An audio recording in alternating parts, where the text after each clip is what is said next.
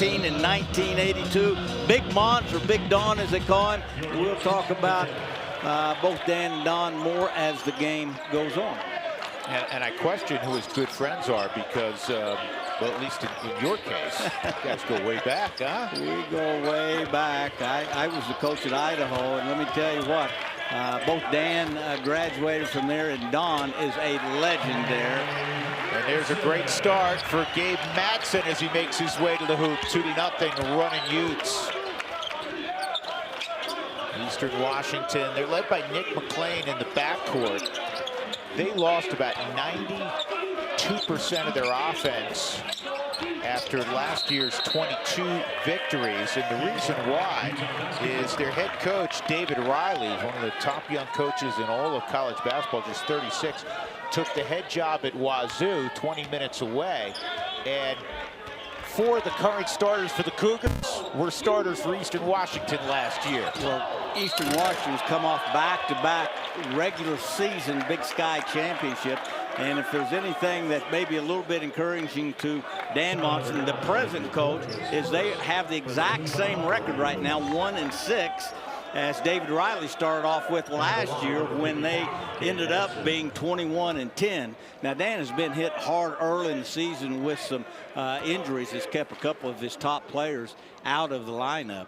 But on that first basket, I was going to make mention of Gabe Matson. That's exactly the way he started the last game, with a layup. I think people are so cognizant of his three-point shooting. They're chasing him off the three-point line, but he can get all the way to the basket just about as well as he can shoot it in from three. Andrew Cook had picked up the foul, so the first 4 points of the game, not surprisingly, belong to the leading scorer for the running Utes, Gabe Matson. If you look at their starting 5, Mira Little's coming off a very fine all-court game. Little 16 points, 6 rebounds, 5 assists in a blowout victory for Utah over Mississippi Valley State. Miro Little kind of mirrors this whole team. He's gotten better from day one. Miro Little second in the Big 12 in assists and 8th in assist to turnover ratio. He's coming off his season high 16 points, but he, as I say, has gotten better and better since their opening game on November 5th. Emmett Marquardt off a great pass from Nick McLean, who just took a slap in the face as he was trying to pick off the basketball. Another opportunity for the running Utes. Here's Little, and that was broken up by McLean. Potential run out for Cook.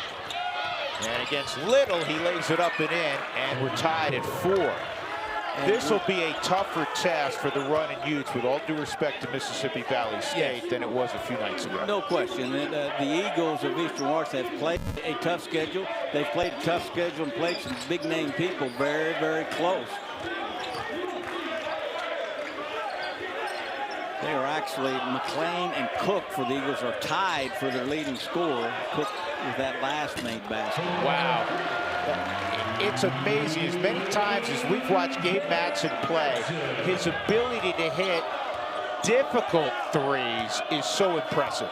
Well, I tell you what, and I have preached this sermon on and on and on. It's one thing to be a shooter. It's another thing to get to your shot. And Gabe Matson gets to his shot in a number of different ways. Off the dribble, reading screens, getting out on the break. He is a complete player, and he's a very, very good defender as well. Here's Mike Charles-Jobs. He gives it up. McLean in the open floor will flush it, and it's a one-point game. And Eastern Washington coming out with some purpose defensively. A lot of energy. McLean leads them in steals with 22 and is tied, as I mentioned, with Cook at 16.3 points a game. So the running Utes a little bit loose with it right now. They only had 10 turnovers in their last game. They've got a couple already. Which way is that going to go?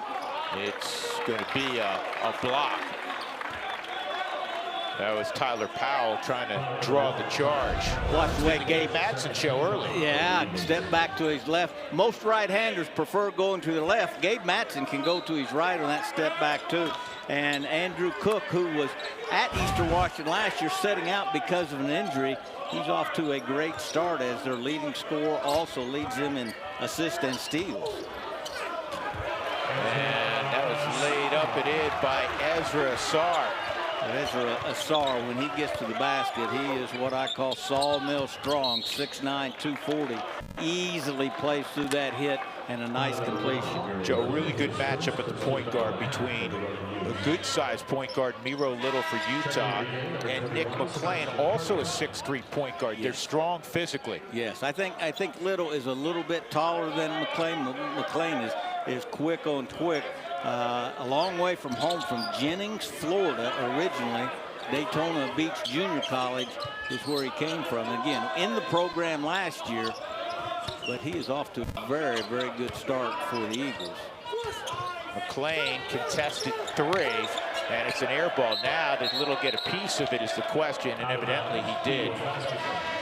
Pretty good switch there by the Utes on that little small-to-small handoff. Not really a ball screen, a little bit more of a handoff there, but the Utes read it pretty good. You know, one thing that we talked about in the open, and we have talked about early in the game, how they lead the nation in assists. They are also the #1 defensive field goal team in the nation, which I know Craig Smith, you mentioned that to him, and he gets a smile on his face pretty quick talking about that. Jobs gets cut off. Boy, it is physical early, isn't it? It is. If they let him play a little bit, this is a big boy game.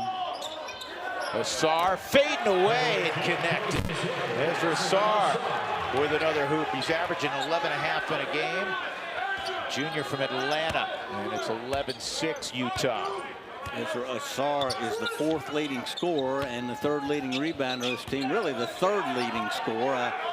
They list Lawson Lovering as the 2nd leading scorer, as he had 12 points in his first game, but he's only had 1 game. Backdoor cut, beauty. Great pass from Visa Zonke. Very nice pass and a great cut by Andrew Cook. As I said, tied for being their leading scorer with Nick McClain.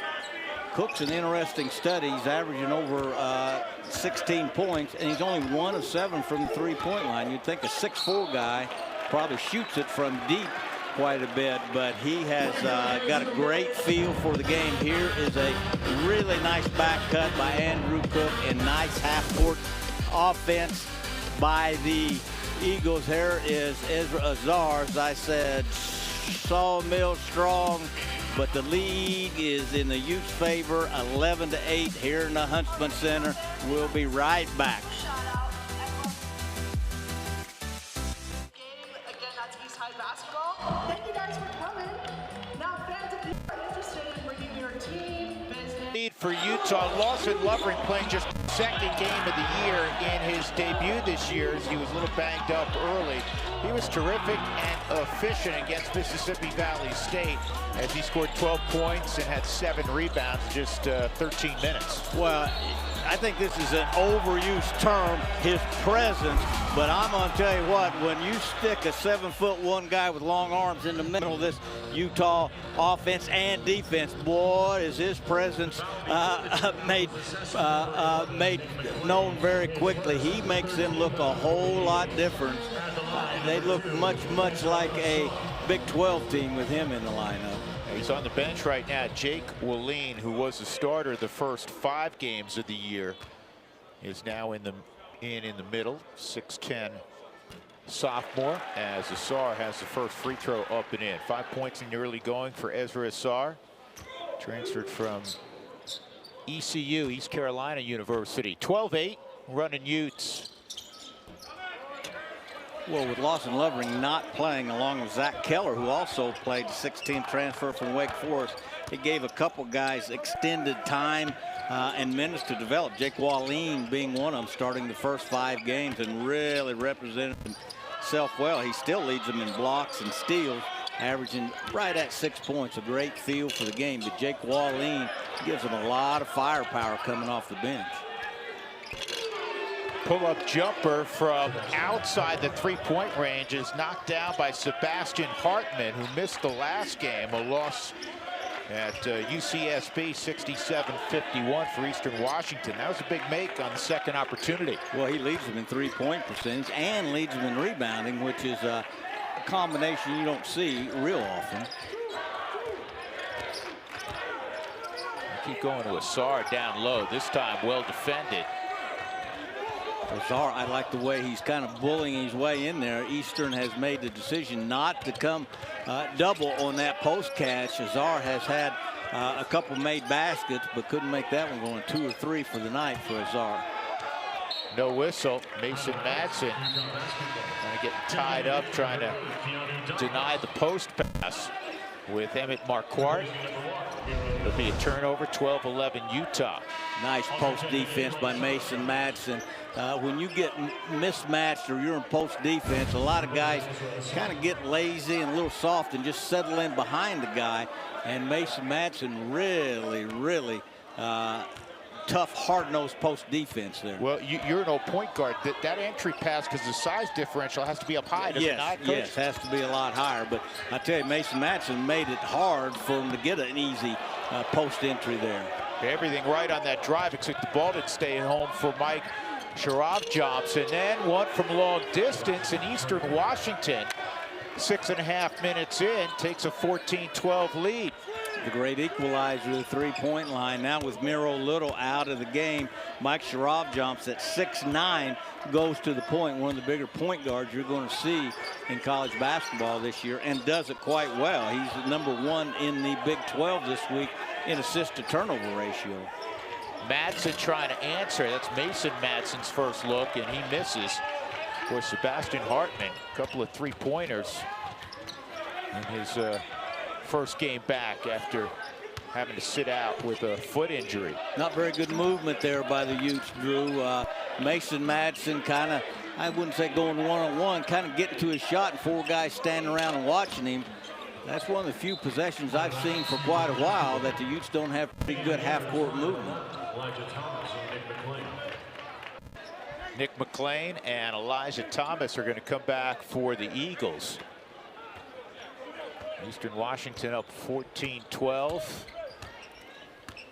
This might be the only time the Utes at home have had to play from behind this year, at least this deep into the game. Maybe early in the game they had a little bit of a deficit, but not very much. Yeah, I think you're absolutely right. Sharaf-Johnson again couldn't get that one to stick, because Utah in every game this year scored first. McClain down the lane, and he could not finish. Here's Erickson the other way. Sharaf-Johnson has missed 2 right at the rim. 4 double-figure games. Sharaf-Johnson averaging just over 10, but he's missed a couple real easy. The Eagles giving the Run Utes all they want here in the early goings here in the Huntsman Center. Eagles up 14-12.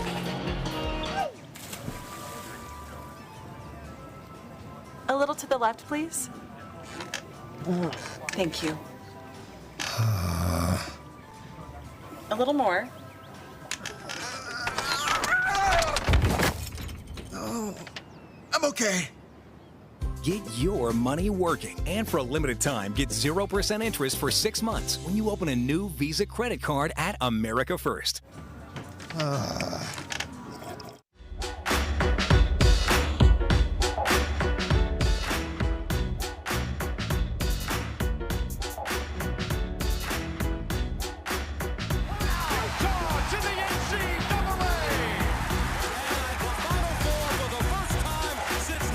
Danny Brain, Tom Chambers, Andre Miller, Andrew Bogut, Keith Van Horn, Delon Wright, Jakob Pertl, Kyle Kuzma from the University of Utah.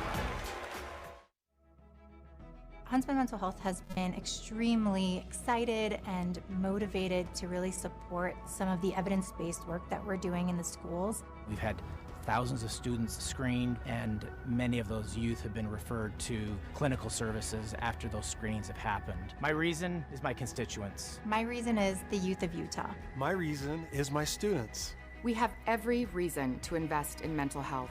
What's yours?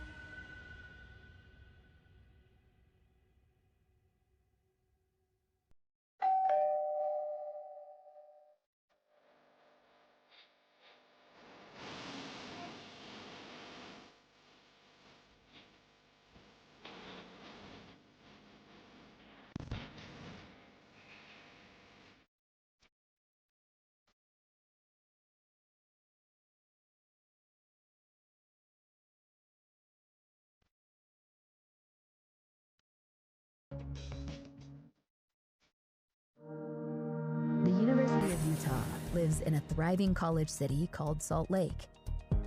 A very short train ride puts you in the heart of downtown, where you can dine, shop, and play.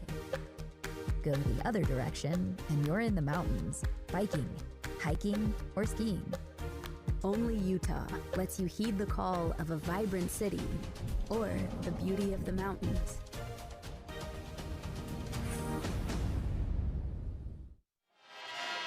Time to learn a little bit more about Eastern Washington.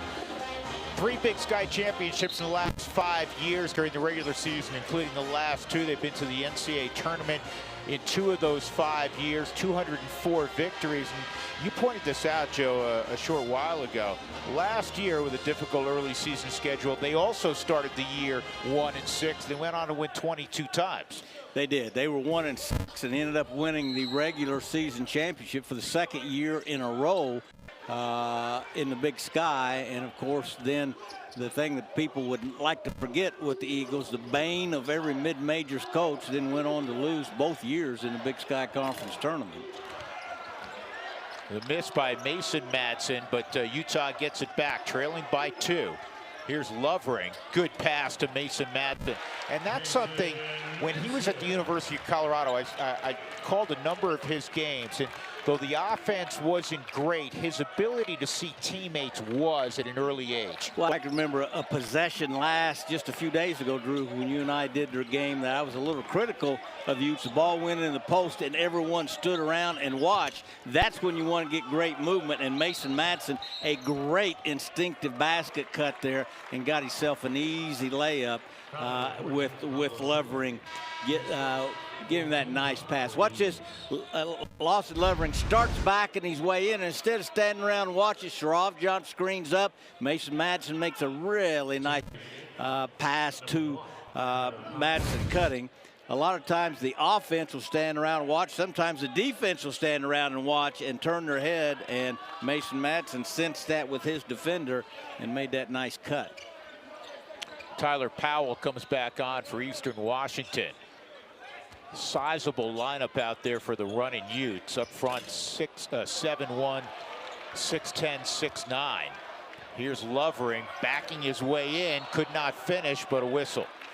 Lawson Lovering just kind of tree-topped his defender there and reached over the top. As I've always said, Lawson Lovering is not just 7'1". He's got arms like well ropes on him. He is a long 7'1". And that's the 3rd layup that the Utes have missed right at the rim. Sharaf Johnson's missed a couple, and Lovering has missed one. Pablo Zuba with the foul. That's his 2nd as Lovering connects. Drew, I don't want to say Lawson Lovering is long, but on his birth certificate, they give the date of his birth as January 3rd, 4th, and 5th. That's long. Now, that's really long. You've been saving that one up for me. I have. I've been waiting for us to work together again to get that. Comes from a basketball family, Lawson Lovering. His mother played at Fresno State, his dad at Colorado Christian.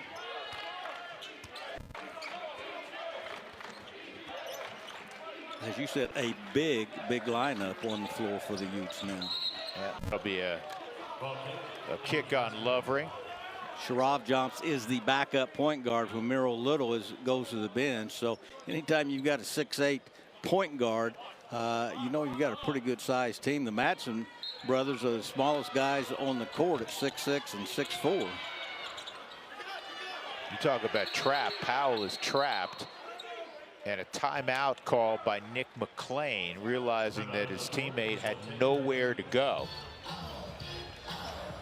15-14, Utah with 10:31 to go in the first half. This can't be a trap game for Utah, and something I'm sure Coach Smith was concerned about, because they've had some teams in that they're decided favorites against, but looming is St. Mary's.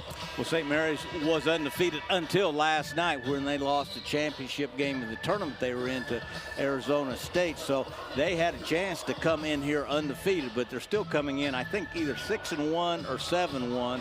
And as you said, it would be very easy for these Utes to be looking by Eastern Washington into that game Saturday night. And it's the schedule coming up, Iowa, and then conference play begins with Baylor on New Year's Eve. Things get pretty serious pretty quick here in about a week after a couple more home games for the Utes. Now, not saying St. Mary's is not a serious game, but once they start Big 12, the Big 12 with 6 teams in the top 20 right now and a couple others receiving votes. Well, it's been serious in the early going for a lot of teams because, for instance, see UConn, who went from number 2 in the nation in 1 week to out of the top 25. Out of the top 25, losing 3 in a row in the tournament they were in. 22 seconds to get a shot up for Utah. This is Shab Ndoye coming on for the initial time tonight for Eastern Washington. And to your point a moment ago, Joe Cravens, whoa. Lovren getting into it with Nick McClain. Wallin also there.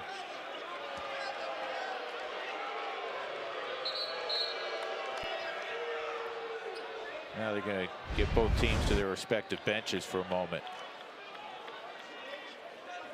Well, there was an elbow by Lovering perhaps, and then he kind of got flipped over the back of McClain. Well, they got it hooked up there. I don't know. They could call that hook and hold, but I'm not sure which one hooked and which one held there because they both looked like they were just kind of tangled up. But that was a pretty good takedown by Nick McClain there on the 7'1" Lawson Lovering. Well, we haven't had one of these yet this year, but the officials will, all 3 of them, look at all the video and see if any flagrant fouls will be dispersed. Yeah, I'd like to see him come out of this with the officials and say, okay, you 2 guys come out here. That's 25 push-ups apiece, and then we'll start play again. You know, everyone gets to play, but you guys get a little punishment for that. Or run to the top of the Huntsman Center and back down again, and then we'll start the game. Yeah, and I think this will be a decent, I don't want to say wake-up call for Utah. Craig Smith has great respect for every opponent, and they knew that Eastern Washington was better than their record. And I think in the opening, 9-10 minutes of this game, they're seeing that on display. That Eastern Washington didn't just come here to get pick up a paycheck. Well, after that last TV timeout, Eastern Washington was shooting 50% from the field. Now they've missed their last couple. They were shooting 50% from the field, 40 from the 3-point line. Remember, Utah is the leading defensive field goal percentage team in the nation, giving up just about 34%. So you're exactly right. Eastern came in and they're not intimidated at all. Of course, they've played in some pretty tough places before, and their boss, Dan Munson, has played in a whole bunch of tough places during his 27-year career. Yeah, Eastern Washington has losses at the University of Colorado, at Missouri, and in Spokane against Wazoo. So they've played some high-level opponents already this year. Well, we got a minute. We've mentioned Dan's dad, Don, who took Idaho to the Sweet 16 in 1982, and then went on to be a very successful coach at Oregon, and kind of a staple still around coaching circles up around the Spokane area. I'd like to say hello to Big Montz, or Big Don as they call him, and his pretty wife, Deanna, two fine basketball lifers in Don and Deanna.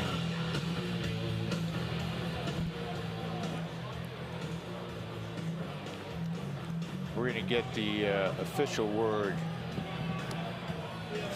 After review, the call on the floor on number 34 from Utah stands. Following the play, dead ball contact, technical foul on number 11 from Eastern Washington. 2 shots for Utah, and Utah retains the ball with 20 on the shot clock. A personal foul, I guess they've come up with on Lawson Lovering, and then a dead ball technical foul on Nick McClain for flipping Lovering over his back. And I guess no one's doing push-ups, but Gabe Madsen is going to shoot a couple free throws. Madsen had the first 7 points for Utah. That's point number 8 for Gabe, coming off a 27-point effort in just 22 minutes against Mississippi Valley State. He missed just 3 shots that entire evening. So Madsen cashes both in. Here we go. Looks like initially the foul with Lovering and then the flip. That all happened in about as quick as a hiccup there. Bang, bang. Nice job of the officials sorting that out. We have an outstanding crew tonight with some real veterans officials calling this one. And that'll be a reach in on Eastern Washington. Nice hesitation. Dribble there by Miro Little. His first 17 foul. Getting himself to the free throw line, I think. 17 fouls. I thought that was her 7th foul on Eastern. Yeah, it'll be a 1-and-1 for Miro Little. Miro Little is a big point guard, Drew. He's not one of those guys that, you know, kind of what I call water bug point guards that just kind of blow by you, but he really knows angles, how to use his body on that move there. Nice change of pace, and anytime as an offensive player you can get your shoulders below the guy guarding you, you got the advantage, and that's exactly what he did there. Mason Madsen, that is a 4-point opportunity as he got knocked down by Tyler Powell. And the relentlessness on the offensive glass for Utah, despite the fact that they've missed some free throws, from layups early, that has allowed them to open up a 6, maybe 7-point lead, and they're going to get more free throws because Dan Monson just got teed up. Well, that was a great example of what I talked about in the open, giving up a good shot to get a great shot. And the best time to shoot a 3-point shot is after a offensive rebound. Lawson Lovering, a great job getting that offensive rebound, kicking it out to Gabe Madsen, who could have pulled the trigger there. And a little brotherly love very quickly got it over to his brother Mason, and with a chance to turn this into, as you said, a very long lead after the technical on Dan Monson. Well, if this was football, and it's still football season last time I checked, this would be like a 13-play drive. Yes. Utah's had it forever. They have. So Gabe Madsen in double figures already with 10. And now Mason Madsen will go to the line, trying to complete the rare 4-point play. Gabe Madsen with 4 20-point games this year already, coming off a 27-point game in their win over Mississippi Valley State. I think I put the hex on Mason Madsen because I made a point when he was at Wake Forest last year. He missed 1 free throw all year. He went 30 of 31. As soon as I got that out of my mouth, he missed a couple of games ago. That's Tyler Powell, the transfer from Nevada, who can shoot the 3. Knocks it down. And that was big for Eastern Washington as Utah had opened up after that long possession, a 7-point lead. And that is a hook called on Lovering. And that was pretty obvious. Lawson Lovering is much too much of a veteran and too smart a player to try to get away with that. That's an old school ground trick, but that is also a red flag thrown right in the face of the officials. I don't know that anyone in a real game that does that gets away with it. Zach Keller will come on for Lovering. Zach Keller and Lovering both playing in their first game last week. Zach Keller, the coaching staff have told me he is the most physical of the post players they have. They have missed his presence in a big way here in the early part of the season. Here's a 3-point push, and that one is knocked down as well by Cook. So he's got 7, and just like that, it's a 6-0 run for Eastern Washington. 21-20. Utah, see if they can respond. Miro Little gives it up to Gabe Madsen. That's always a good option. Backdoor cut to Mason. They've been doing that forever, going back to their days in Rochester, Minnesota. Remember Mason Madsen on that nice cut when Lovering gave it to him out of the post. Another nice cut. That's what you call great basketball savvy, a great feel for the game. Madsen brothers have 17 of the Utes' 23 points. That was pretty creative to get the shot off by McClain. Loose ball foul, and it's going to go against the running Utes. Foul number 1, Miro Little. His second. Miro Little, second foul. Andrew, native of Finland. Andrew Cook with that last made three, Drew, even though he is the co-leader in scoring for the Eagles, that's only his second made three of the year. And looking at his stats, I was really surprised that a kid that is averaging 16 points that only made 1 3, and he's 6'4". You would think that's probably a big part of how he scores. He must be pretty good inside the three, as we'll see here if he gets this one off.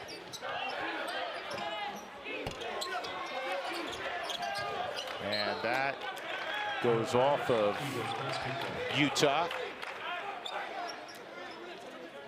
You know, Eastern has battled the injury bug a lot here early on. Probably one of their very, very best players is a guard, a 6'5" guard, Mason Williams, out of O'Day High School in Seattle, who's only played 4 games. I remember him last year at Eastern, and when they signed him out of O'Day, boy, he was a big get for Eastern Washington, but he's battled injuries his entire career there. Good rebound by Mason Madsen, leaves it for his brother. Now Gabe from 3-point range, wide right. 23-20 Utah with 7:45 to go in the first half. Here's a trailing 3, nothing but the bottom, and we're tied up as that is knocked down by Visa Zonky, sophomore from Croatia. Eastern now 50% from the 3-point line, 5 of 10, and as I call it, the great equalizer for the 3-point line, keeping themselves not just in this game, but they've got it all tied up at the 7-minute mark. And a foul. Nassar will go back to the line. Foul number 33, Emmett Marquardt is first. Emmett Marquardt is the player down for Eastern Washington. And apparently okay.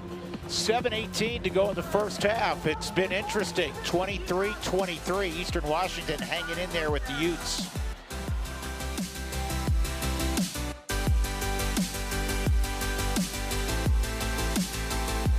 Of 10, Drew, 4 different guys have made threes. 2 of them by Sebastian Hartman, the young man out of Munich, Germany, and 3 of the 5, I think, have come on kind of a secondary trail type situation, not in a half court. They've had great ball movement, but the Utes need to tighten that transition defense up a little bit and not allow any of those walk-in or trail type threes. Boy, that stat line we just showed there in the graphic in the lower third, so unusual because Utah normally takes more 3-point attempts than their opponent by a bunch and makes more by a bunch. Well, Utah only 2 of 8 right now, usually shooting 41% for the year, only shooting 25% from the 3. And overall, remember now, they've missed 3 right at the rim. Lovering has missed 1. Sharab Johnson has missed 2. They're only shooting 41% from the field. And maybe give Eastern Washington a little credit on their defense for that. They have done a pretty nice job of contesting shots, and the Utes have helped them, like I say, by missing 3 of them right at the rim. Well, here's another 3 lofted. And 1 shot now at this time for Eastern Washington. Mason Madsen going to the glass. Mason gets a screen from his brother. And now he finds his brother. That's a 3. If it goes, he knocks it down.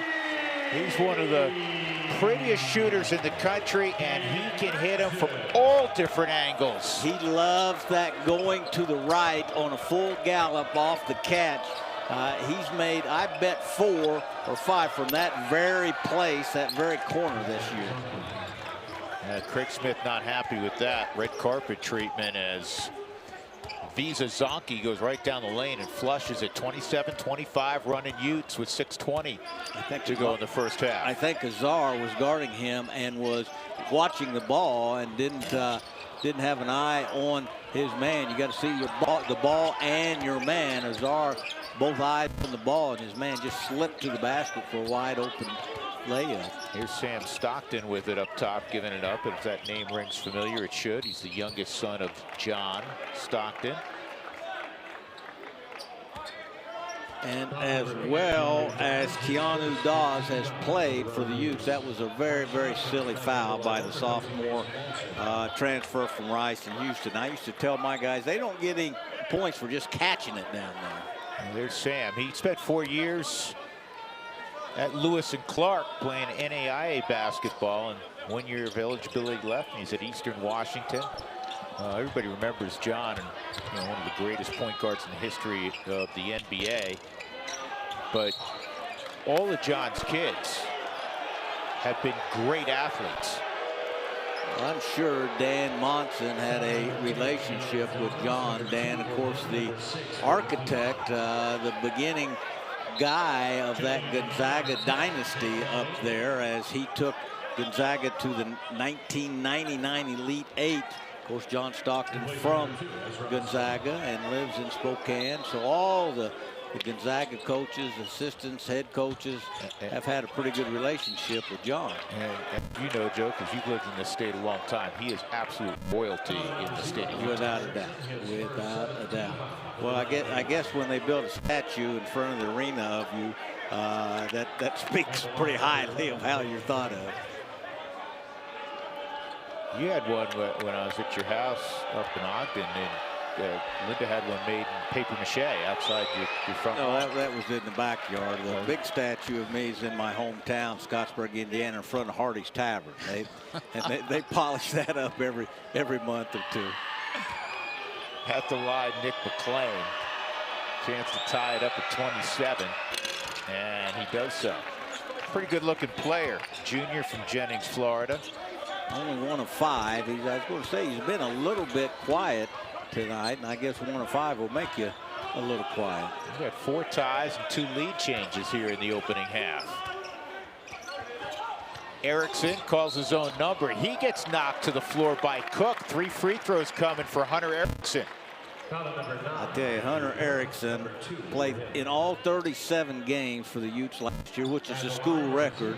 And he's coming off a 5-point, 5 assists, 1 steal game. 6'3", 194 pounds. He is as handy as a shirt pocket coming off of that bench for the running Utes. Whoa, hold on. Say that one slowly for me. He is as handy as a shirt pocket. I can tell you've never had a shirt pocket. I don't use the pocket protector. You know, that's something from your era. I'm much younger than you. A shirt pocket. The point I'm making is Hunter Erickson is a very valuable guy coming off that bench for the Utes. Forget about the shirt pocket. I'll explain that to you at dinner a little bit later. Please. It's Jacob, who's a student here at the University of Utah and always handles stats for us. He looked at you with, once again, that very skeptical look.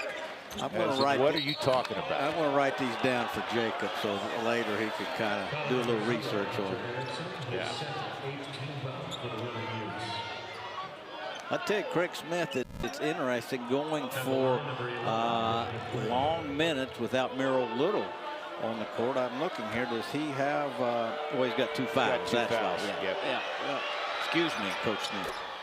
Nick McClain again at the line. 5 for McClain. His older brother Kevin McClain was a good player at Belmont. Belmont's sneaky good basketball program. They are. In the last few years, there's one of those programs when the pairings come out in the NCAA. No one wants any part of Belmont. Stockton comes back on the floor. 30-29.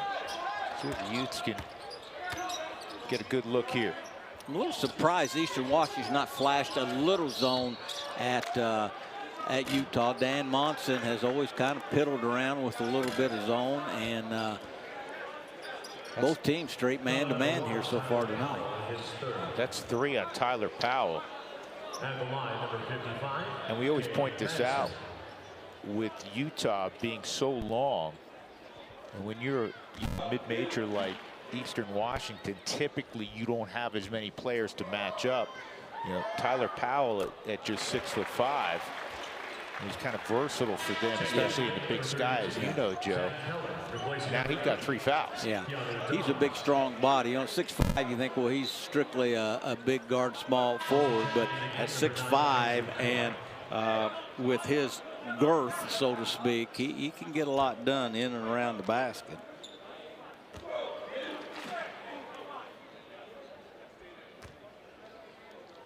To Gabe Matson with another free throw coming. He knocks that one down.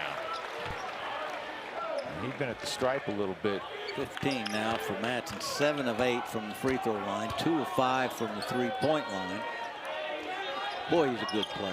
He's an outstanding player. I mean, you just, a lot of times I just kind of want to sit here and watch him because he's not just a shooter, as I continue to say. He and his brother are both just really tough, good defenders, hard-nosed. Both of them are good players. Marquardt's three is no good, and Sharajomp's bringing it down the floor. Here's Matson. It's just a great first step. An electric first step as he flushes that one. 5-point lead for the running Utes. And as I was just saying and have said many times, a guy who breaks the school-made three-point record as he did last year, 105, you think, oh, he's a catch-and-shoot guy, just kind of a finesse guy. He can get it to the basket as quick as a hiccup if you give him a lane.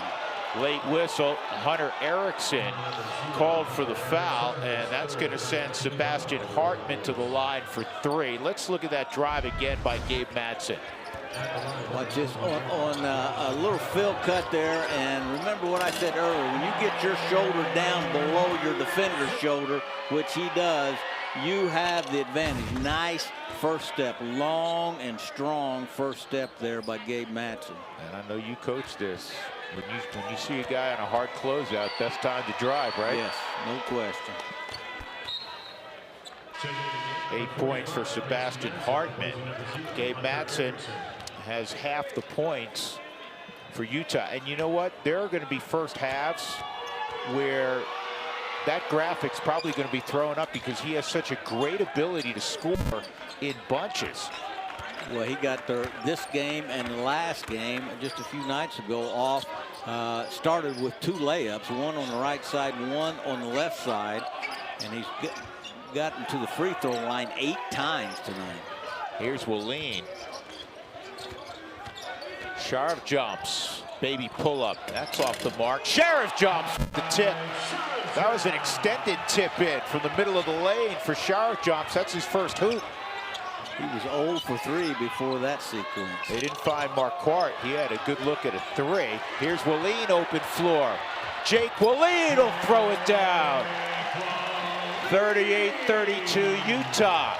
Jake Wallin, a starter until Lawson Lovering came back, as this is his second game coming off the bench, but boy, he gives them a lot of different looks, rebounding it, stealing it, shooting it in. He's kind of a 6'10" handyman, so to speak. And that long-range jumper does not go for Zonke. Here's Matson, wraparound dribble. Off the Sharav jobs, he was out of bounds. Out of bounds, Eagles basketball. Media timeout on the floor. 2:57 to go before halftime. It's been entertaining. Utah up by 6. And here's Jake Wallin. That had to be fun.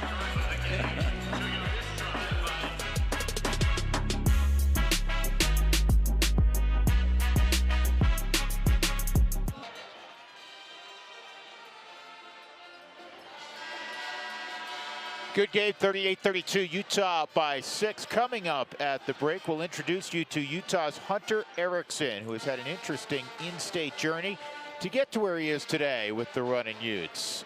We'll have that, plus first half highlights naturally, and all the numbers from the first 20 minutes.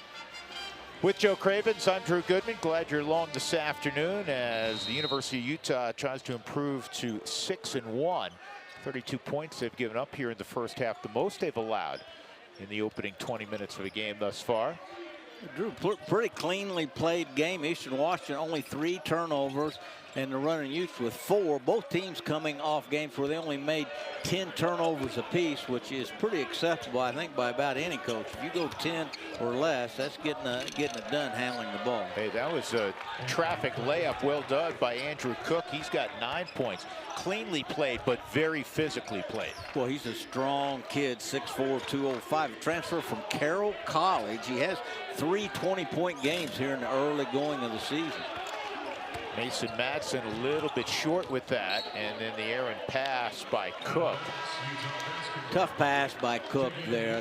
That's trying to find Sebastian Hartman, who leads them in scoring, by the way, with 11 points off the bench. Eastern Washington was 16 points off the bench here in the first half, but that was probably a poor decision by Andrew Cook there to try to throw that one over a crowd while everyone was on the move.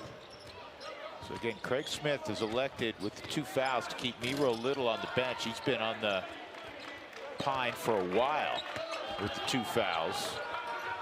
Well, Sharafjan's having a hard time finding the bottom of the hoop now. Only 1 of 5. Make that 1 of 6 for the game. Cook had that baseline pass broken up. 16 to get one elevated for the Eagles. 1:47 left in the first half as you look at Craig Smith.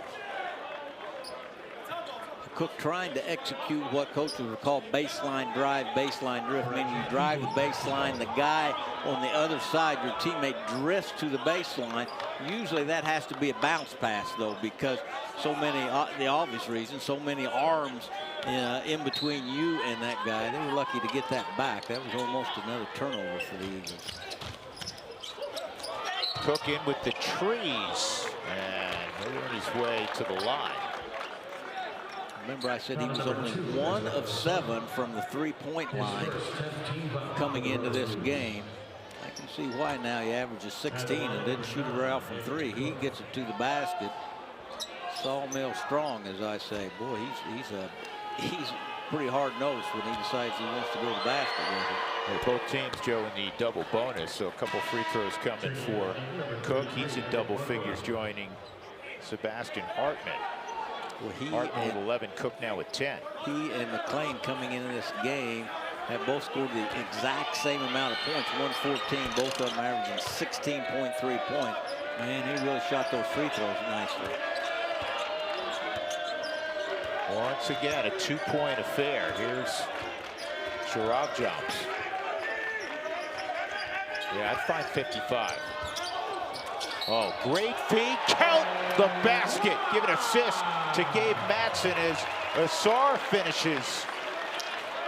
And Madsen put that through a crack in the door, so to speak, there to get it. A nice pickup by Ezra Ausar there. A great finish. Look the way his focus. He hits the ground. He's still looking at the rim here. And as I've said before, Ausar has a great knack of getting to the free throw line.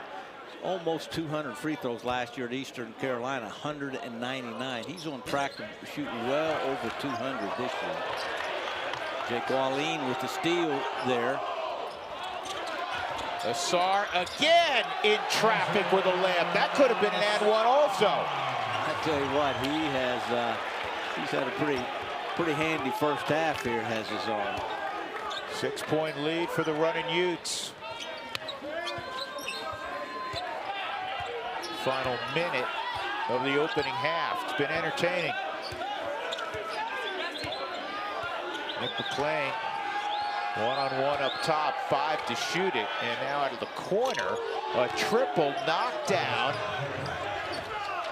Well, nicely done there by Nick McLean, where it looked like he was going to go one-on-one and flung that across the defense to find Sebastian Hartman, their leading 3-point shooter. That's what you call knowing your teammates, knowing your team.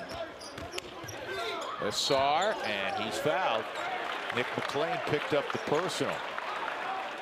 Ausar now going to the free throw line for his 6th and 7th free throw.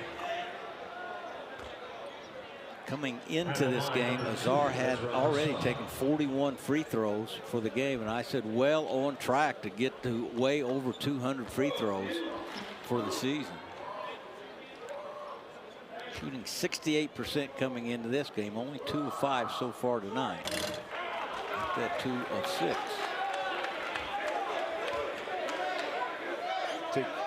Think Coach Witt make Ezra a tight end in the offseason? Well, I'll tell you what, he's got the body for it. I don't know, but I've learned a lot. 6'8", 240. A lot of those basketball players have got great bodies. You know, don't like to go across the middle and have a couple helmets put on. And I can't say as I blame them. 43-39. Eastern Washington will try to hold on for the final look of the first half. It's been a really, really competitive first half. I really tip my hat to Dan Monson and the Eagles. They came in here undaunted and not afraid at all and played these running Utes tooth and nail. That's a wonderful play by Nick McClain to get that shot off in traffic, and that'll end the first half.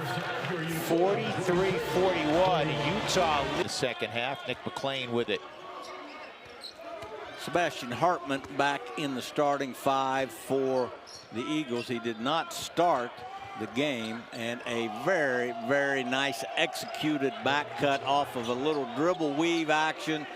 And then one heck of a finish at the rim by McClain. A great finish by Nick McClain, who, as I've said before, does a little bit of everything for this team. Leading scorer, leads in steals and assists, and offensive rebounds to boot. Miro Little back out there for Utah. The ball goes inside to Asar, who's the second leading scorer for Utah, to Gabe Maxson in the first half. 45-43. Remember, Miro Little, number 1 in white, missed most of the first half because of 2 early fouls. McClain on the drive gets bumped, and that'll be on Little. Third foul very quickly here. And that's smart. And that's a veteran coach, Dan Monson, saying we're gonna go out. Let's go right at it. Yeah, go right at the outstanding young point guard for Utah, the transfer from Baylor. The guy that drew that, Nick McClain, we were just talking about what a good player he is. And as we bragged on him there, he turns it over. Asar, and that rolled out. Asar going back to his happy spot, and that's the free throw line. Well, I say happy spot. I haven't been that joyful tonight because he hasn't been making his free throws, but he gets there a ton. Boy, he should set up a lawn chair there. He's there so much, but he's been that way his whole career. As I mentioned, 199 free throws last year at East Carolina. As a freshman, he shot near 150.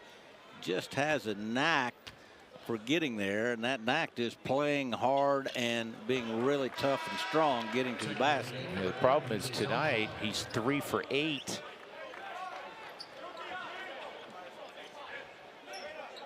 Powell goes out. Was that foul on Powell?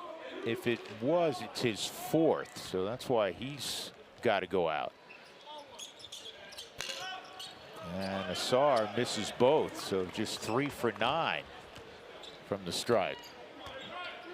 Shooting those free throws like I putt the ball mostly in my golf game. Kind of close, but they're not going in. I can relate to that. Any golfer can, I think. I think you're right. Open 3 for Marquardt, nothing but the bottom. Emmett Marquardt, who came in with 5 triples, knocks down his 6th, redshirt freshman from Seattle. Well, just an old pick and pop there by Marquardt, setting the ball screen, popping to the 3.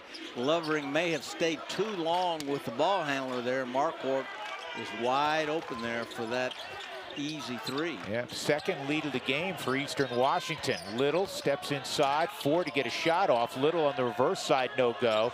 Lovering and Asar had it blocked. Let's see if it's a foul or a shot clock violation. It's a violation.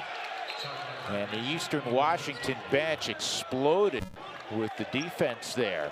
Well, I've always said, and you've heard me say it many times as a coach and announcer, the first 5 minutes of the second half kind of sets the tone. If that's the case, the running Utes are struggling here in the first 2 minutes, so to speak. Eastern, a couple nice set plays. I love that first play of the half. And the officials taking a look and seeing if that was in fact a shot clock violation.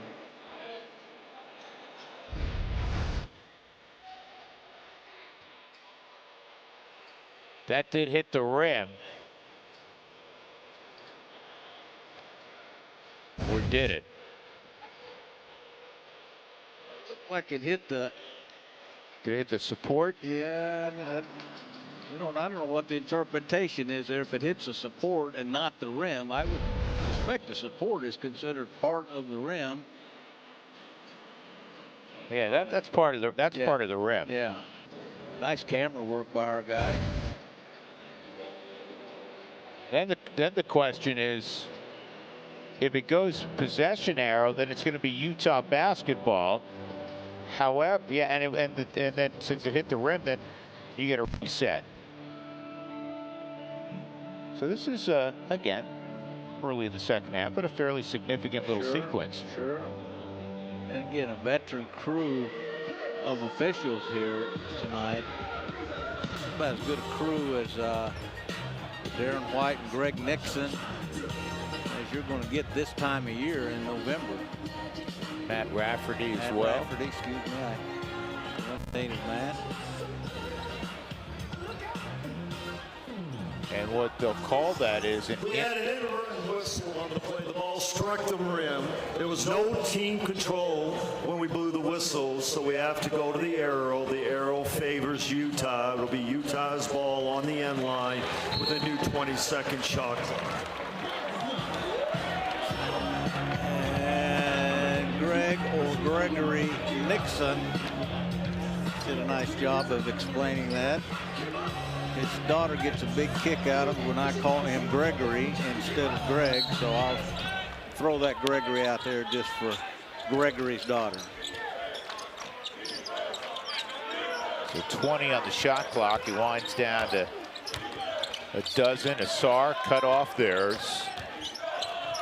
The ball goes out to Madsen, and Gabe Madsen couldn't connect there. Lawson Lovering to throw it back home. Wow. Lawson Lovering.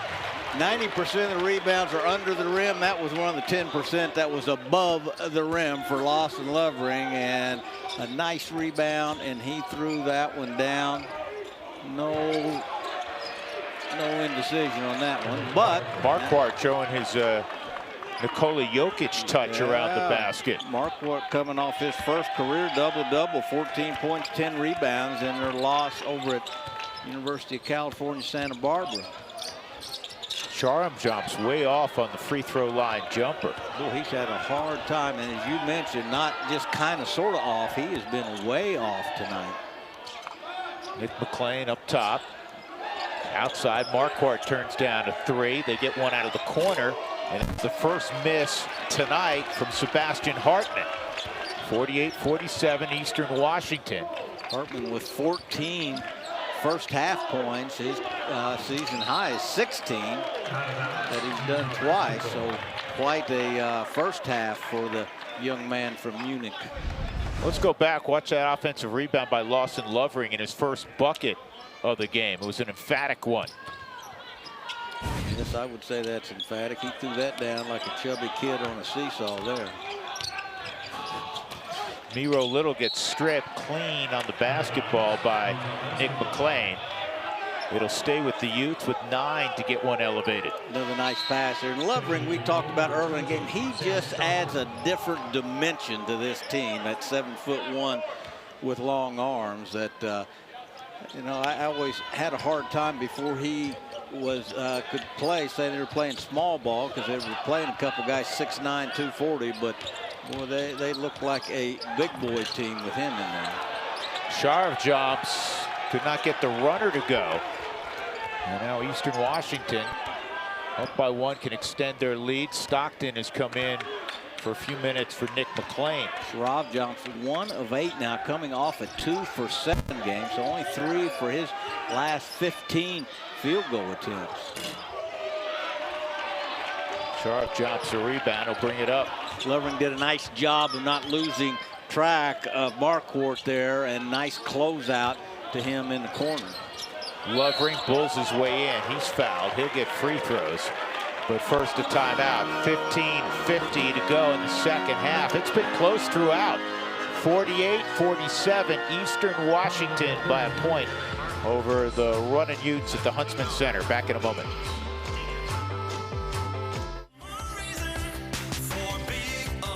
Big O Tires has more than 460 locations nationwide. Chances are there's a location near you. Owned by someone in your neighborhood, we offer a wide range of diagnostic, repair, and routine maintenance services, backed by one of the best national service warranties, because everyone in our community deserves legendary care. Big O is the team you trust. I can't express the importance of the donations that we get towards everything in our athletic department. Every year you see somebody's life change. It's an incredibly rewarding experience to know that you're supported by people who see the work that you put in. Being able to have this opportunity and play for such an amazing fan base has been a dream come true. Yeah, it's just thinking about that gives me a little goosebumps. It's the energy that gives us the extra push. If teamwork is part of you, if passion is part of you, if dedication is part of you, if compassion is part of you, if purpose is part of you, if caring is part of you, be part of University of Utah Health.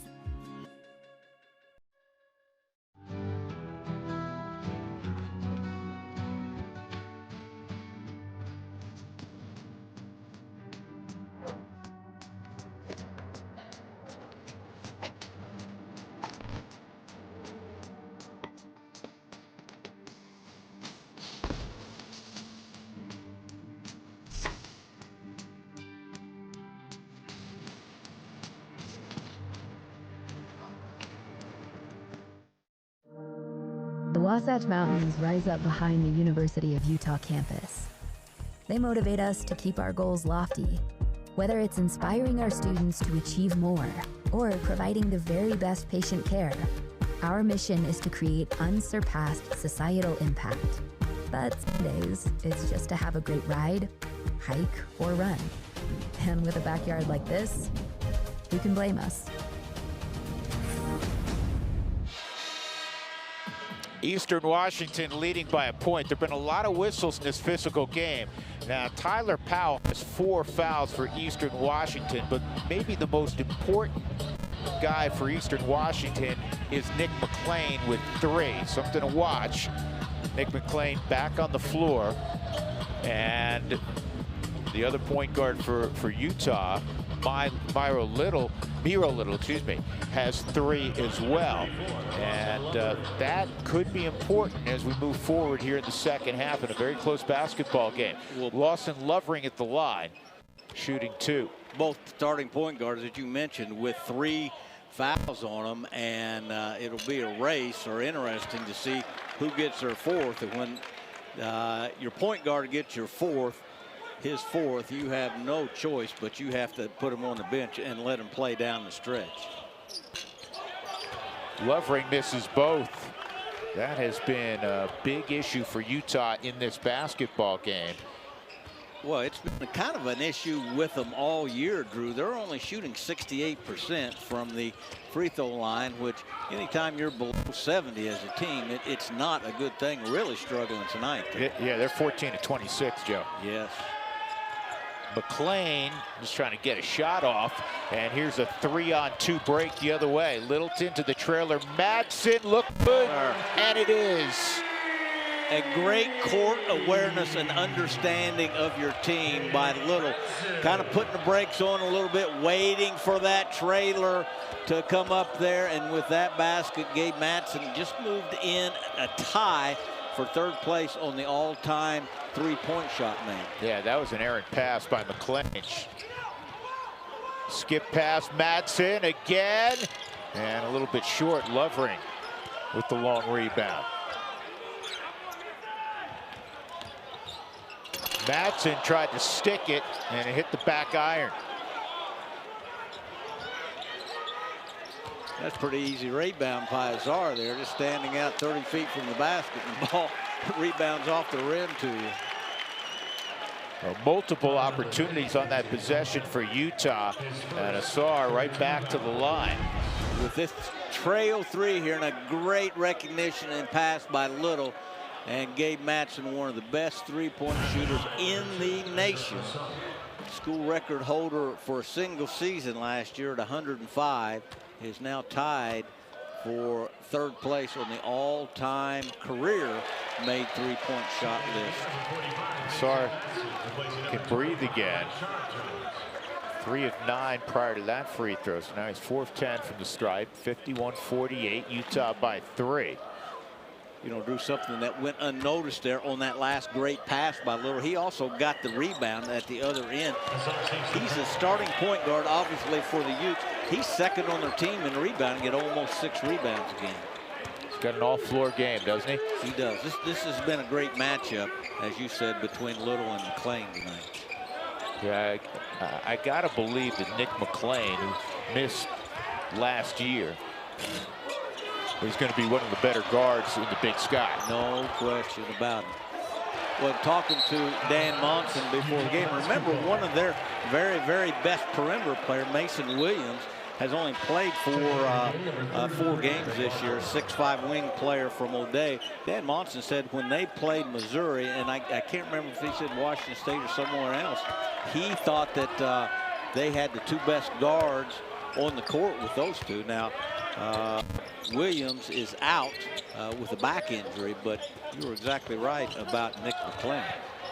Little long 3. He doesn't look to shoot much. Of course, he had foul trouble in the first half. Another opportunity for Utah. The offensive rebound starting to pile up for the Utes. That was rejected on the reverse side. McClain comes away with it.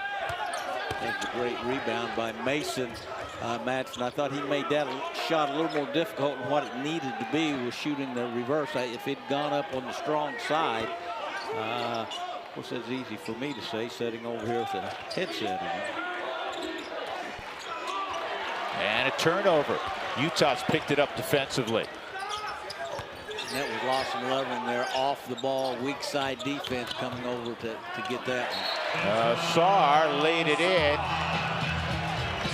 And we'll get a timeout from Eastern Washington as Coach Monson did not like what he was watching over the last couple of minutes. 6-point lead for Utah. Sarr catching it on the wing, and a great first step gets him into the paint.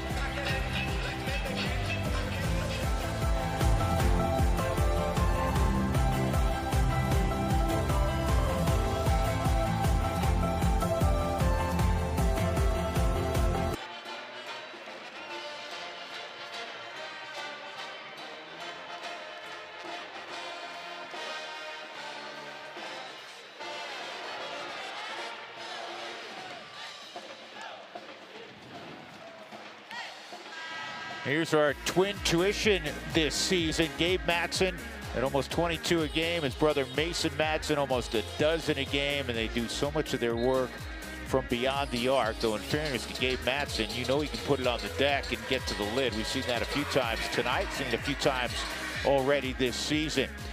Close basketball game. It's been back and forth throughout. Eastern Washington giving the running Utes all they want. 54-48. Utah by 6. With 13:09 to go in the second half. Drew Goodman, Joe Cravens. And Eastern Washington will bring it up the floor. And Eastern Washington been blank for more than 4 minutes. Well, you said it earlier, Utah much more active, much more assertive, so to speak, at the defensive end this half. Causing another turnover. Ezra Ausar now with a new season high 17, his 5th double-figure game of the season to go along with 4 rebounds. 9 turnovers now in Eastern Washington, which is not a horrible number, but most of those have come in the last few minutes.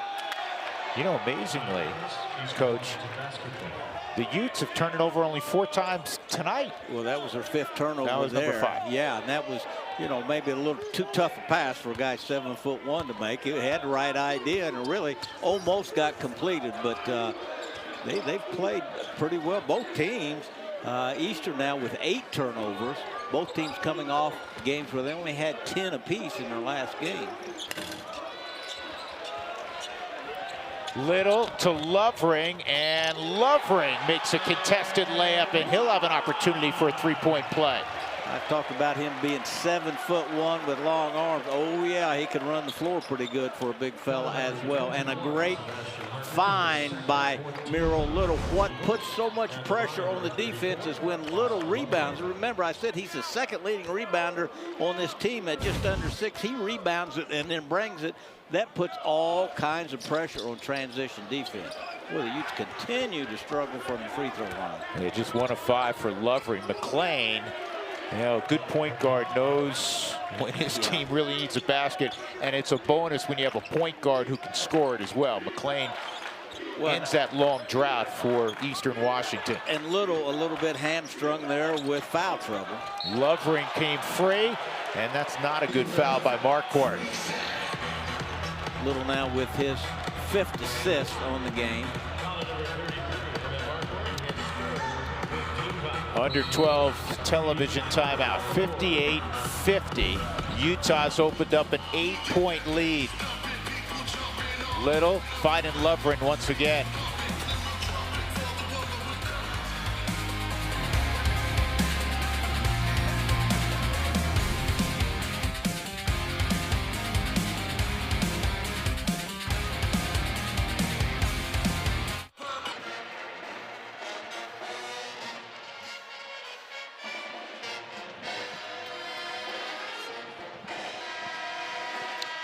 Back inside the Huntsman Center, Utah has their largest lead of the ballgame, 58-50. They've won 10 consecutive games inside the Huntsman Center, which has traditionally been a very difficult place for opponents to come away with a victory. Utah at 5-1 coming in. And Eastern Washington, they played a tough schedule. They're probably a somewhat misleading 1-6. Lawson Lovering will have an opportunity again for a 3-point play. He has 7 points, but just 1 of 5 from the line for the 7'1" senior from Cheyenne, Wyoming. And that one looked good. So 9-point lead now for Utah. Utah before that one only 55% from the free throw line, 16 of 29. As I've said, as many other great things they've done this year, they've not shot it well all year from the free throw line, under 70%. Really good individual defense there by Mason. Yeah, and Utah's done a much better job extending their defense, Joe, out to 3-point range. 2 to get a shot off. It's kind of a force. That's going to count. That will count for Cook. Well, great make by Cook here, playing through the head, and Mason Madsen a little bit of a, what my coach used to call a prom date foul there. You know, keep your hands to yourself, young man. If he'd kept, he did a great job of staying in front of the ball. If he'd just kept his hands to himself, young man, there, he'd been a lot better off. Well, Eastern Washington late on the shot clock ends up with a 3-point play. 14 points for Andrew Cook, the senior from Huntington Beach, California. And that's going to be a foul on Shaba and Ndoye. Kind of shows you the level and quality of basketball at schools and levels you don't think. Andrew Cook, the co-leading scorer coming into this game, 16.3, transfers from Carroll College, an NAIA school in Helena, Montana. A good NAIA school, but God, all of a sudden you leave the NAIA and you come to Division I, you're averaging 16.3. He's pretty good hand. Azar on the bench for the Utes right now, having a pretty good night, a new career high. Into Lawson Lovering. All of his field goals have been in the second half. Lovering now in double figures with 10. One thing about having a guy 7'1" with long arms, he's almost always open, Drew. You just kind of pitch it up there and he can get to it, and that's about what happened there. Cook, Madsen reach in. I think there was more contact there than there was on the previous. Oh, I don't think there's any doubt. Mason Madsen has shown great lateral movement and discipline moving there, but look at that right hand. And he did definitely reach, and the official right there on top of it. And Little picks off the inbound pass off to Waleen. He lets traffic clear, and he is fouled. So again, the foul's really mounting on Eastern Washington.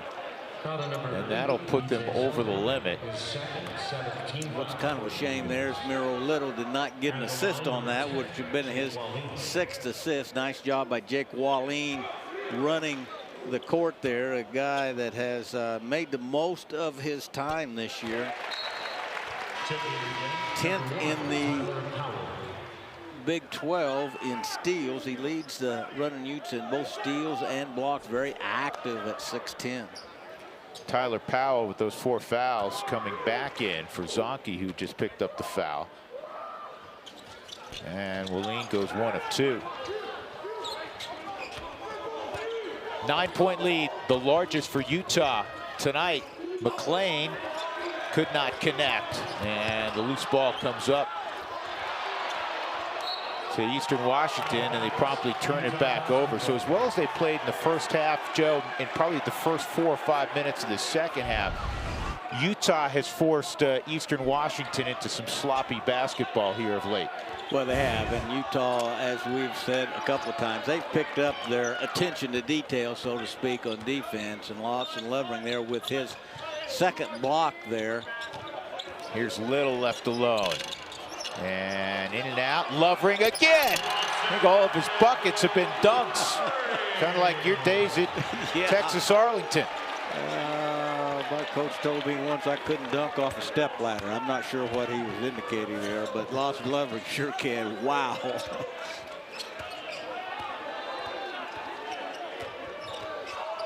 McClain. And that shot blocked by Lovering. He's kind of taking over this basketball game. You think he's made an impact here in about the last 5 minutes? 2 baskets and 2 blocks. And there's Gabe Madsen. Utah starting to get some significant separation. They're up by 13 with 9:34 to go in the second half. That's what Gabe Madsen just his 2nd hoop in the second half. That's what you call cooking on the front burner now for the Running Utes, Drew. They kind of, I will say, sleptwalk for a while because Eastern Washington played very well, but all of a sudden now, a couple great back cuts, a couple great blocks by Lovering, and Miro Little running the show here with pinpoint passing. They have kind of hit their stride here in the last 4 or 5 minutes. Miro Little has not hit a shot tonight, but that doesn't mean he hasn't had an impact. He's got 5 rebounds on the defensive glass, and that beautiful pass you just watched again was his 7th dime of the night.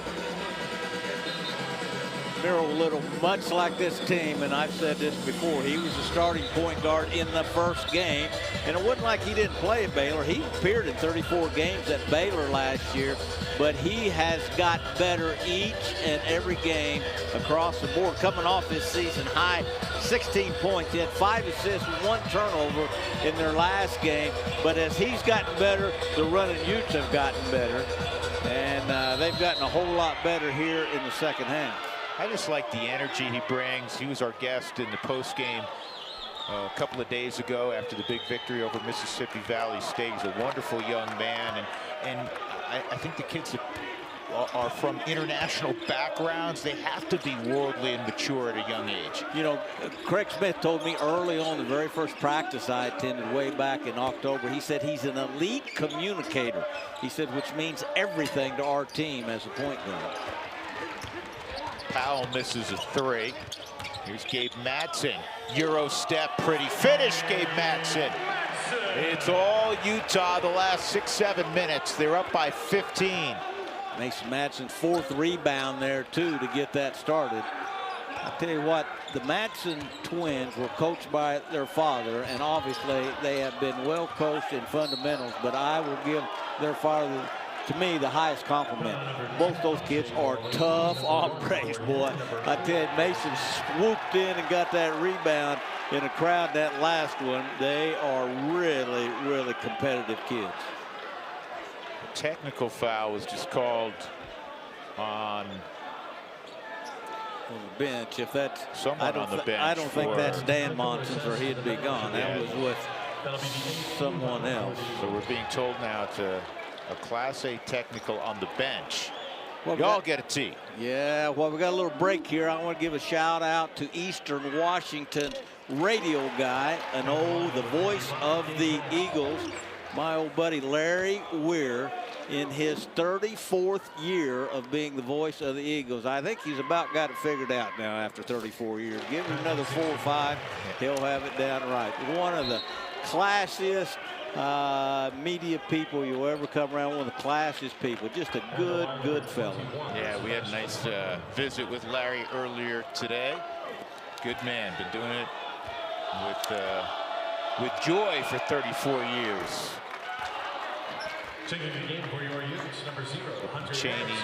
Yes, Town you know well. I'll see him knocking around in the Big Sky Conference this year as I knock around in the Big Sky Conference, and hopefully be invited to do the Big Sky Conference tournament again this year, which will be my 11th time. I always worry whether they want to invite me back or not, Drew. You know how that feels. Well, fortunately, it's not like your relatives on the holidays. They, Big Sky's been great to you. Yes, they do invite you back. 70-55, little offensive foul, and that'll be 4 on Miro. Good, strong move. It's tough to criticize a kid like this or a move like this if you're coach, because he just put his head down and really brought it at Nick McClain, who, again, we have talked about what a great matchup those two have been. And Mike Sharavjam's in the game now as the 6'8" backup point guard. As I said earlier, when your point guard gets his 4th out, you have got to set him just in case things get a little bit hairy, so to speak, toward the end of the game. Eastern Washington, everything's been contested, and it looks like the defense has been extended further out by Utah. All those good looks from 3-point range we saw in the first half for the Eagles, we haven't seen many in the second half. That is a great point by you. When they had that run and took the lead in the first half, they were getting some pretty clean looks at 3. They have had, I don't think, any here in the second half. Marquardt with his 8th point. Stockton comes back for Eastern Washington. Hunter Erickson, the veteran, comes back for the University of Utah.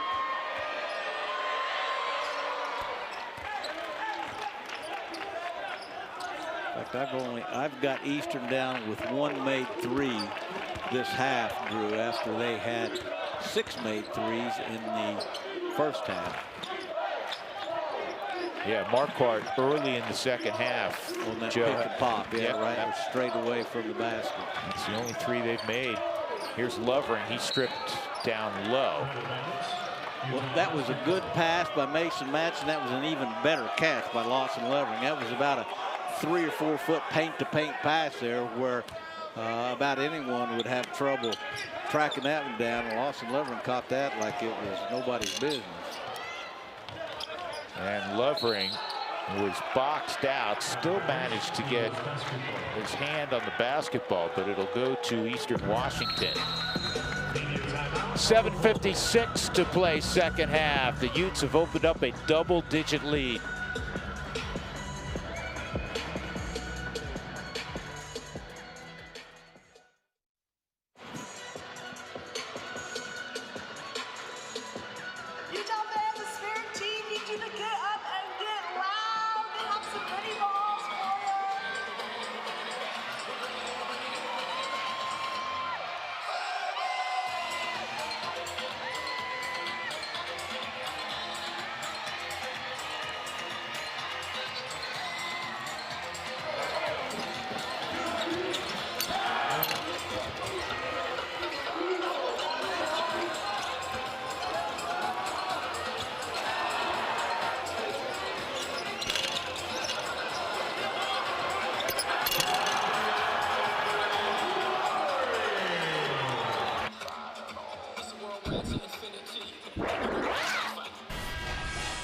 Lawson Lovering has had a big impact as Utah's opened up a 13-point lead. And if he can catch the basketball down deep, he's going to do a lot of damage. I like how he's run the floor in transition. Well, he has been all over the place in my mind, Drew. Really active. 12 points, 7 rebounds, 3 blocks. And as you have said, he has run the floor like a scalded dog 3 or 4 times and got his impact in this game. But in the second half in particular, he almost by himself has turned this game around. You know, I think every time out, Craig Smith knows what he's going to get from Gabe Matson in particular. He's going to get high volume scoring. He's going to get great energy, great defense.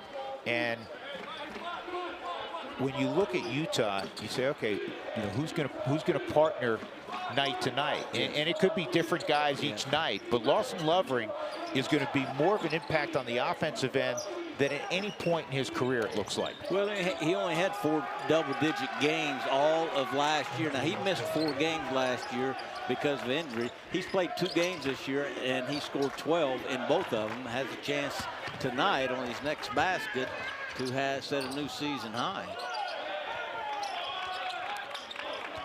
Speaking of season high, Gabe Matson only 3 away from his season high. He's setting on 26th, his 5th 20-point game of the season.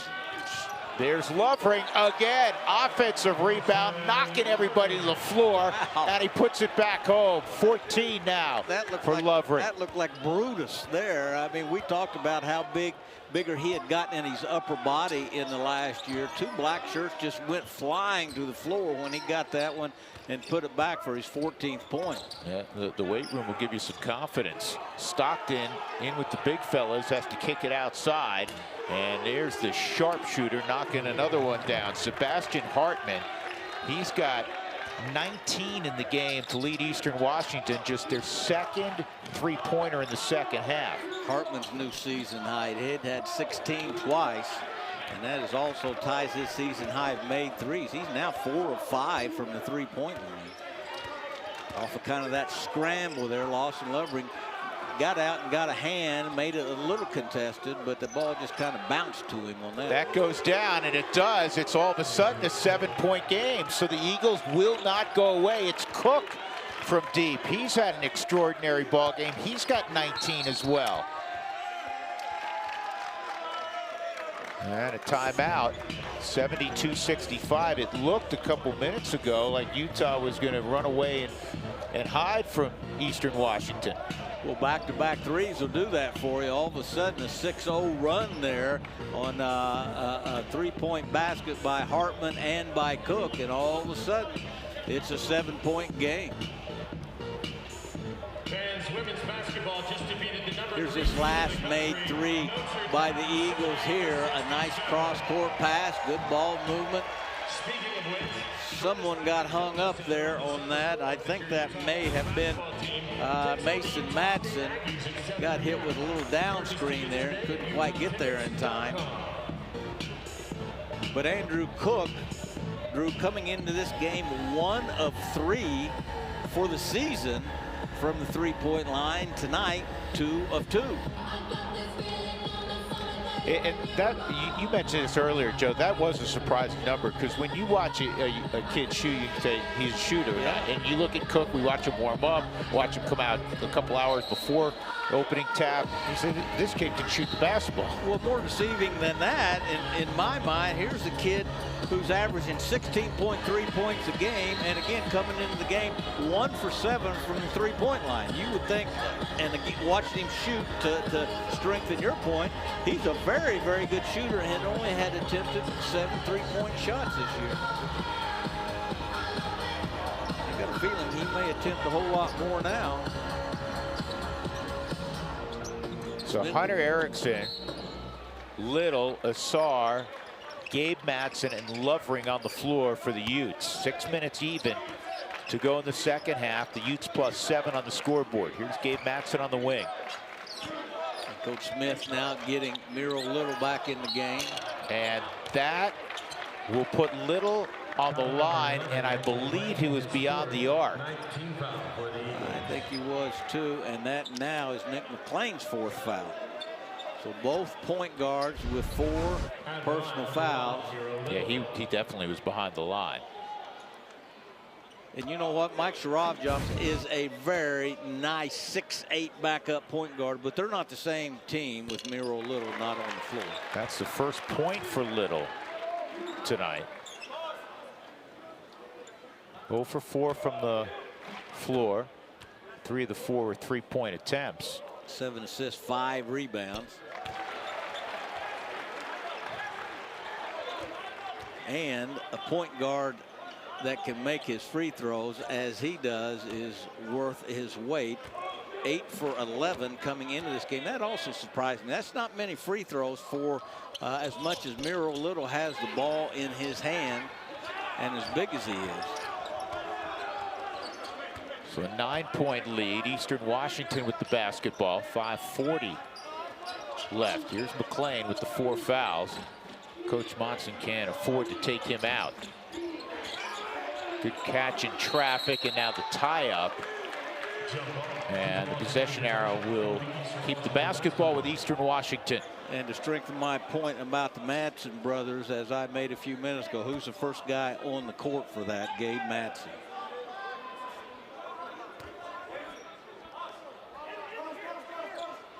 Well, great news for the women. University of Utah. They knock off Notre Dame by 11. 3rd-ranked Notre Dame. Wow. Congrats to the Utah ladies. What a great win for them. That's a huge win. And a stick back underneath, kind of cleaning things up. It's Andrew Cook, the 6'4" senior. Andrew Cook just kind of muscled my guy Hunter Erickson on that, just kind of horsed that one back up. Here's Little, body's hitting the deck. Little finds Lovering, and the hard foul inside. That'll send Lovering to the line. And that's one of those ones with the catch where it was made. If you're a coach, Coach Monson probably didn't mind that foul. Put Lovering, who's a little shaky, at the stripe, put him on the line. It was a nice decision by Little there, and as I've said a few times, they're giving up a good shot for a great shot. This will be University of Utah's 39th free throw of the night. Yeah, the issue's been making them. That has been kind of an issue. And it continues to be, unfortunately for Lawson. Lovering 22 for is 38 2 for 7. Now, 58%, actually 57.9%. Which is certainly nothing to write home about. And the foul on Marquardt, by the way, his 4th. And then I believe that was a foul on Lovering. It was. That was a frustration foul. He missed that, and just whoever blocked him out just grabbed him and kind of flung him out of the way. At the line, number 8, BJ Zonke. 7-point game with 5 minutes to go. Yeah, this will be a 1-and-1 at the other end.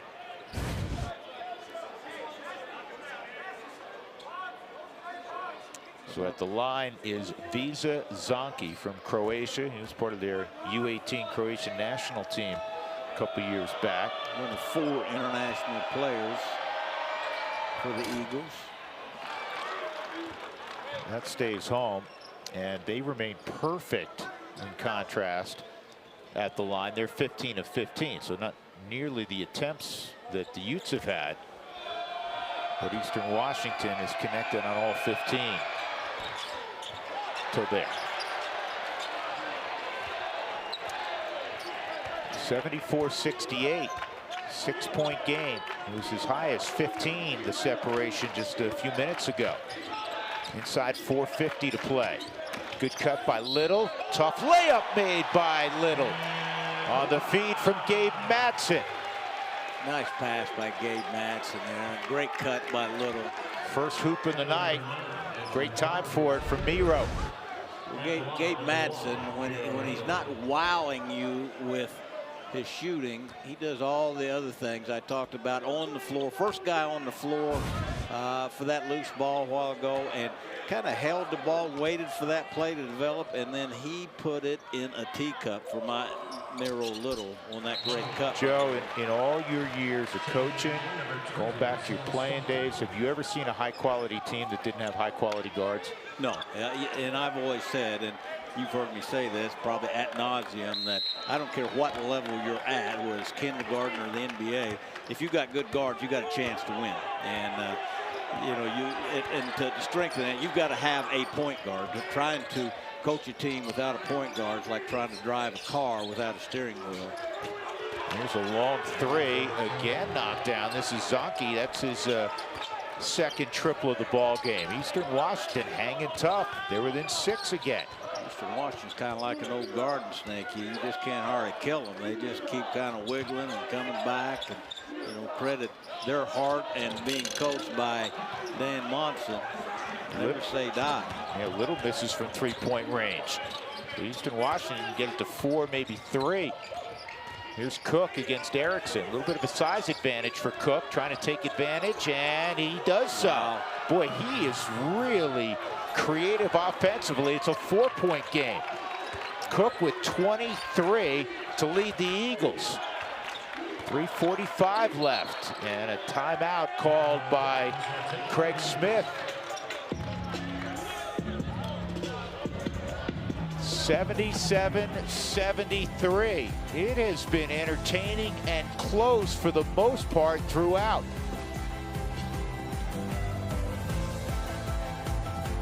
Today's game, this team needs all your energy, all your noise, and what better way than Tees for Threes from American First Credit Union.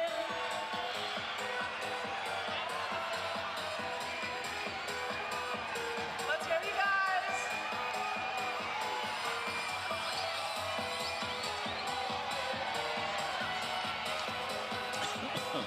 Keep it up, keep it up.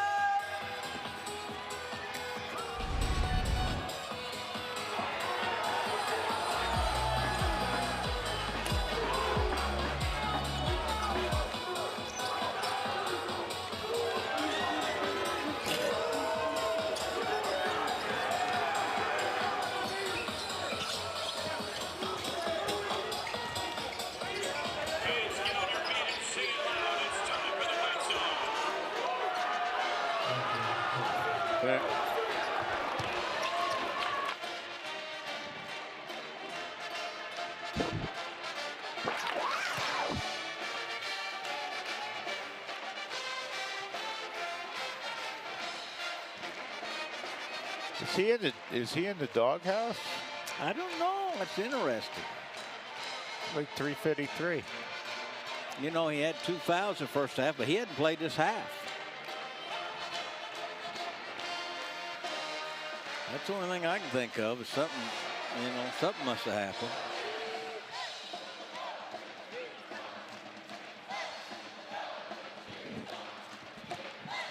He's our leading rebounder. He has no points, no rebounds tonight. He hadn't played. 4 minutes.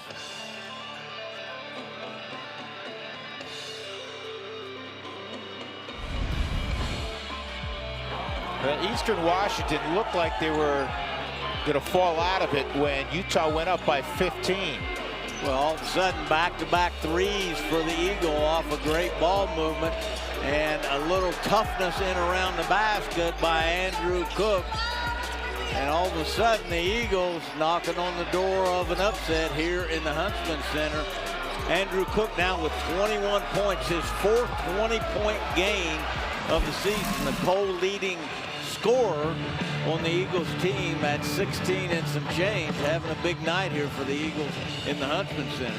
Utah basketball. Let's see what Coach Smith is drawing up here. Miro Little will trigger it in. Asar, Erickson, Lovering, and Gabe Matson on the floor. Here's Gabe Matson off to Little, and they go to Asar.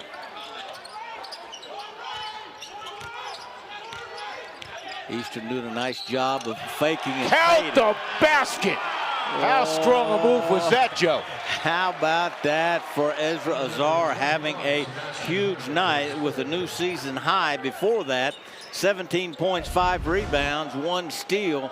And you talk about horsing one in. Boy, he did just that. Now let's see if he can cash in here and make that a 3-point play. Only 5 of 11 so far from the 3-point line, but that was a huge and much needed basket for the running Utes. And that one hit the bottom. Yeah, and he's made 3 in a row after struggling early. 80-73. So out of the timeout, great possession for Utah, getting it to a guy that, again, Eastern Washington has not been able to defend Azar's strength and quickness on the block. No, they haven't.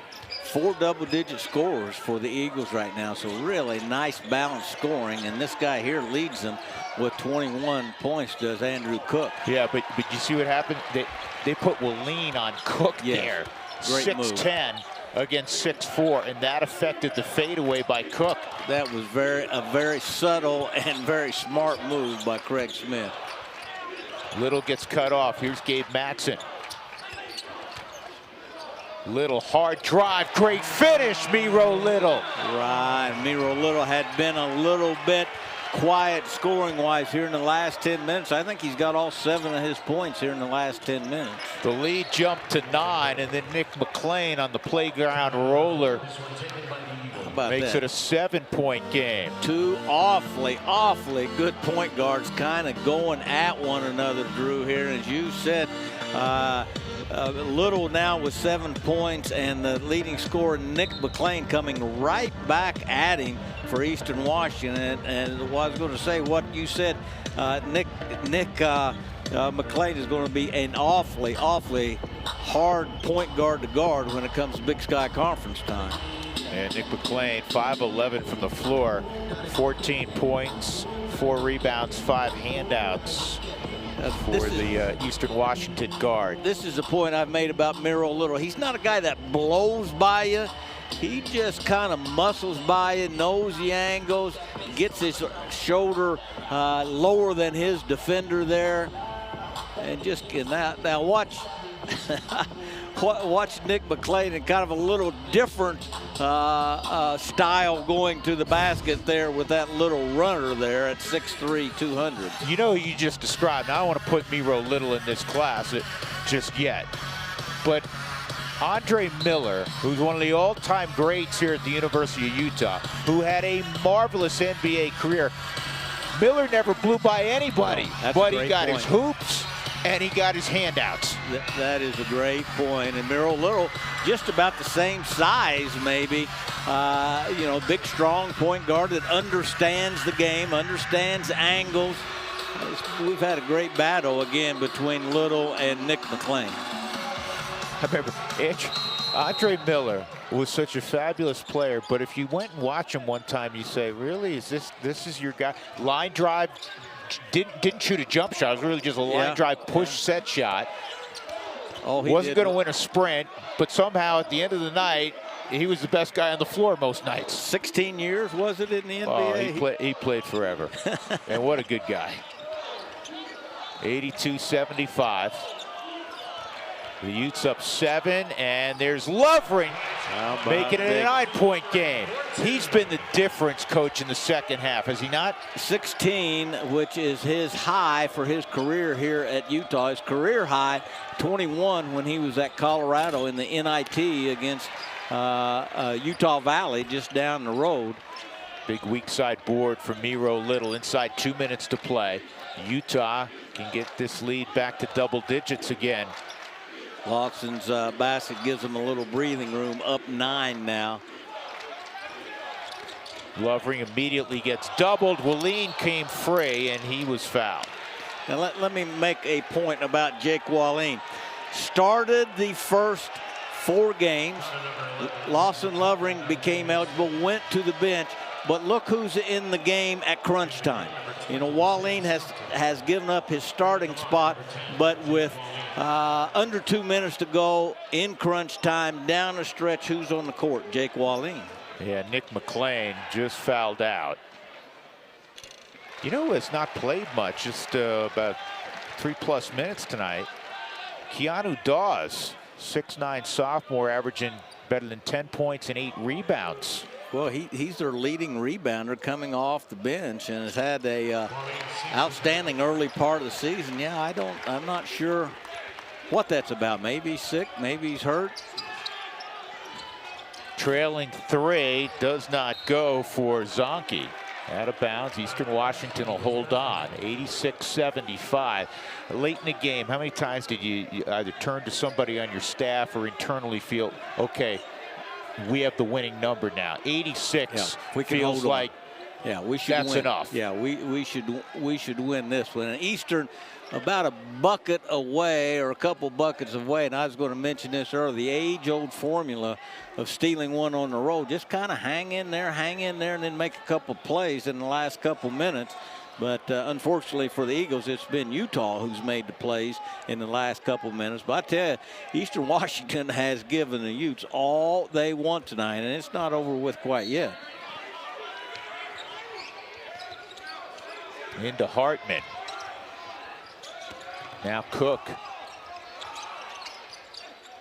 Good defense by Gabe Matson there. And that's Stockton, his first attempt tonight, and he knocks down a triple. Well, good closeout by Miro Little, but he didn't get his hand up and really contest it. He was right where he needed to be and did not contest, maybe because he's got 4 fouls. That's the first Division I triple for John Stockton's youngest. It came at a pretty good time. Now an 8-point lead for the Utes here and under a minute to play. 5 to shoot it for Little. Little either was fouled or he walked. He walked. Good idea. Got the big guy. Had a little bit of a mismatch here with the big guy. Got him up in the air, but drug that pivot foot just enough. So it's an 8-point, yep, no question, an 8-point game right now. Eastern Washington still with a chance. That's almost a set shot from 3-point range. One of the rare misses tonight for Sebastian Hartman. Little's got it, 35 seconds to play. And you got to play the foul game if you're Eastern Washington now. Yeah, they may be a little bit too far behind. Yeah, but and up. Always perplexed by that. And again, you coached forever. What was your rule of thumb? I mean, the foul's got to come quickly. I mean, that was about 7-8 seconds. Yeah, they should have fouled a little bit sooner, as you said, to play the foul game. Now up 8 with Gabe Matson, an outstanding free throw shooter at the line. Elvis has about left the building for the Eastern Washington Eagles now. Lawson Lovering goes out. That gives Gabe biggest offensive game, as Joe told you, in a Utes uniform. He has been really good these last 2 games. 28 now for Gabe Matson. Another outstanding game, just short of his career high 31. Cook's going to get free throws with 23.7 left in an 11-point affair. So if you're Craig Smith, did you ever feel this way, Joe, that you always wanted it to happen in a win? I know the old cliche, you know, we learn lessons. You want to learn lessons in a win. No question. But you also, they had that tough encounter with Mississippi State, and they've played some teams they've just, outclassed talent-wise. Eastern Washington, the fact that it became a 40-minute game, not the worst thing in the world. No, I was getting ready to say that's probably a good thing for these running Utes right now, getting ready to prepare for their best and most competitive home game of the season against St. Mary's here next Saturday. St. Mary's 7-1, I believe, coming into this game. That'll be a really nice test for these running Utes. And a nice crowd today at the Huntsman Center. They can stand and applaud. Appreciate another victory for the Utes. The final score will be 88-80 as the running Utes improve to 6-1 in the month of November. And Eastern Washington, as you said off the